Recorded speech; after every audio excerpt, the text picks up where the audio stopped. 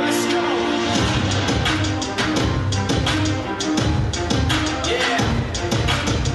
For those of you that want to know what we're all about, it's like this, yo.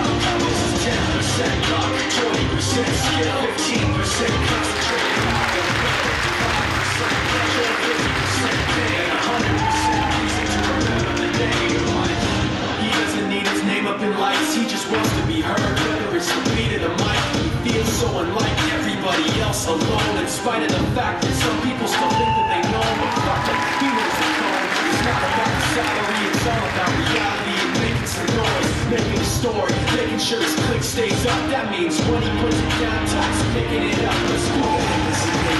You never really touch much, never preserve his status, but still leaving him starstruck. Humble through opportunities given despite the fact that many misjudge him because he makes a living from writing raps. Put it together himself and the picture connects. Never asking for someone's help, to get some respect. He's only focused on what he wrote. His good is beyond reach, and now it all unfolds. The skill of an artist. This is 20% skill, 80% fear, be 100% clear. Cause writing was ill. Who would have thought he'd be the one that set the West in flames? I heard him record with the crystal, never name of the game.